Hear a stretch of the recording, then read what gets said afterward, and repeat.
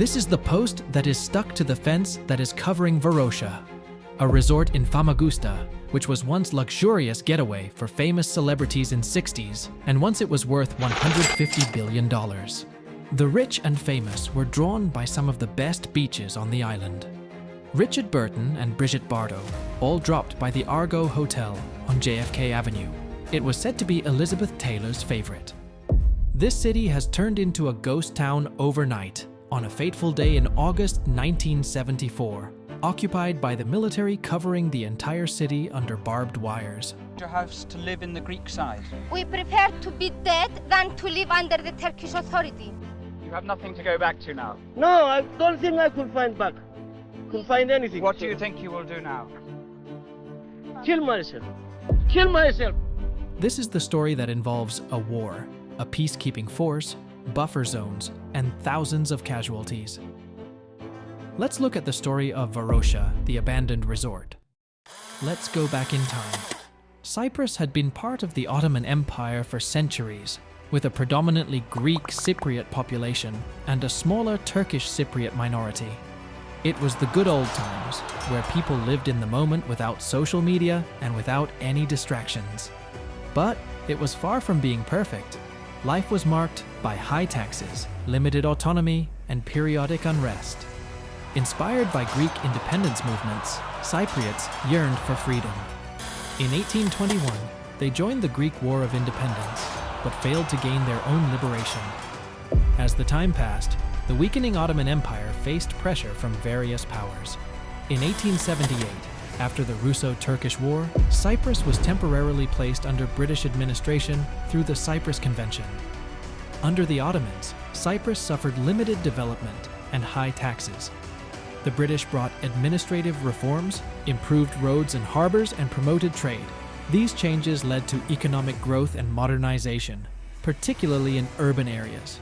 Some people thought they did all this to develop the country, but it was Brits, you see. They did all these to improve their exports, or let's just say, loot. Some looting. You are without doubt the worst pirate I've ever heard of.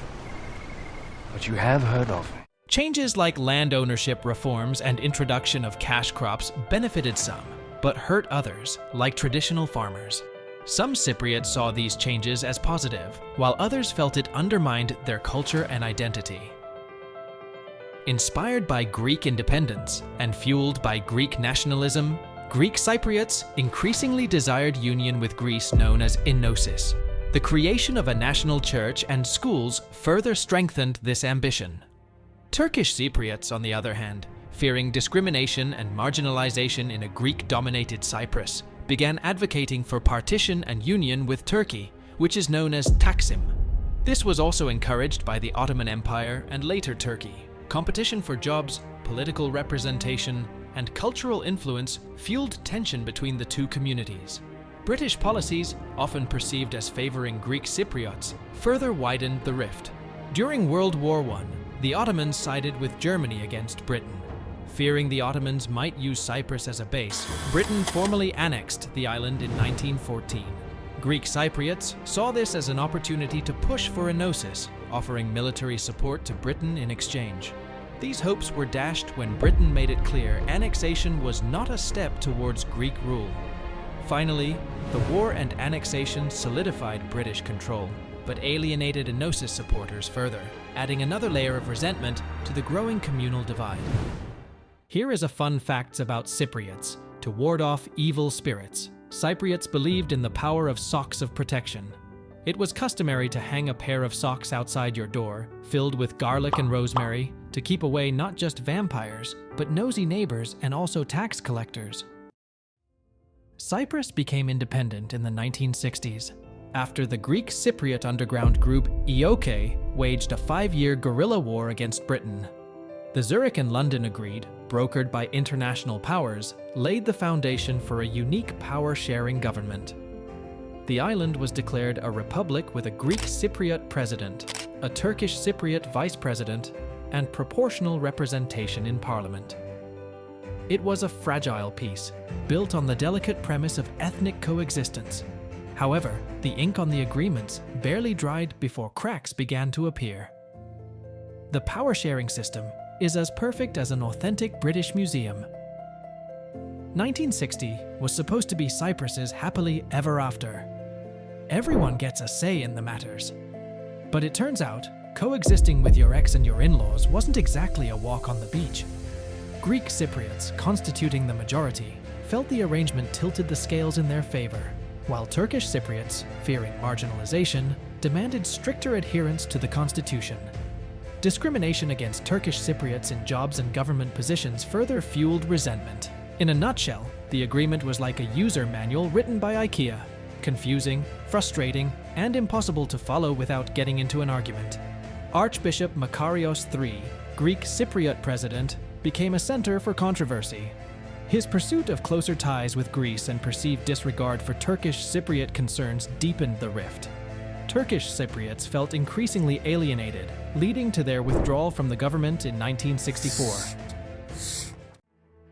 Tensions escalated into violence in 1963, which is popularly known as Bloody Christmas, when intercommunal clashes erupted in Nicosia. The UN deployed a peacekeeping force to quell the violence, but tensions simmered beneath the surface. In 1974, the dictatorship in Greece staged a coup to annex Cyprus to Greece. This drastic action sent shockwaves through the island and the international community. Fearing Greek Cypriot dominance and potential persecution of Turkish Cypriots, Turkey invoked a clause in the Zurich Agreements allowing military intervention to protect its community. 5 days after the coup, Turkish troops landed in northern Cyprus, triggering a full-scale invasion. The ensuing conflict lasted 2 months, leaving hundreds dead and displacing thousands. Northern Cyprus was occupied by Turkish forces, creating a de facto partition of the island. Negotiations to avert war failed, and the international community condemned the Turkish invasion. Prior to 1974, Famagusta was the setting for Shakespeare's Othello and is one of the island's most important harbors, tourist destinations, and centers of culture, trade, and commerce. Varosha was a vibrant coastal town, boasting luxury hotels, bustling markets, and a thriving beachside culture. Tourists flocked to its golden sands and turquoise waters, contributing significantly to the Cypriot economy. However, the idyllic scene was shattered by the outbreak of hostilities between Greek and Turkish Cypriots in 1974. During August 1974, the Turkish army approached Famagusta. Fearing a massacre, Greek Cypriots fled the city in a panicked exodus. But when suddenly we heard the word, the tanks are here, and everybody started rushing out, the first thing we could think of was the safety of the women and children in case any more. And what was your feeling when you heard the tanks? I tell you, I lost everything in my house. I was very unhappy, I was unhappy. But when I saw the tank, I forget my unhappiness. I was very happy because Your house to live in the Greek side. We prefer to be dead than to live under the Turkish authority. You know how many? You have nothing to go back to now. No, I don't think I could find back. Could find anything. What do you think you will do now? Kill myself. Kill myself. The Turkish army surrounded 6 square kilometers of the Varosha tourist district in barbed wire and has held it as a ghost town since. As the residents fled in haste, they left laundry hanging on the lines and half-cooked rice on the stove. The evacuation was chaotic and hastily organized, with many residents leaving behind belongings and cherished memories. The British military base stationed nearby assisted in transporting some refugees. Within a few days, Turkish forces secured Famagusta and fenced off Varosha, declaring it a military zone. This sealed the fate of the once joyful city, preserving it in a state of eerie stasis. Buildings deteriorated under the relentless sun and rain, becoming shells of their former selves. Nature slowly reclaimed its territory, vines creeping over balconies and trees, sprouting through cracked pavements. The events of 1974 left a deep and lasting scar on Cyprus. The island remained divided, with the northern part declared the Turkish Republic of Northern Cyprus, aka TRNC, in 1983, recognized only by Turkey. Greek Cypriots fled from the north, while Turkish Cypriots were displaced from the south. In 2020, a small part of Varosha was partially reopened to the public, offering a glimpse into the ghost town's haunting beauty. Tourists can now walk along a designated path, witnessing the remnants of a bygone era. However, the vast majority of the city remains off-limits. Varosha serves as a stark reminder of the fragility of peace and the devastating consequences of the war. It stands as a monument not only to a lost city, but also to the lives upended and dreams shattered. Oh wait, can I say something? You're all about justice. That's what I'm saying. Justice.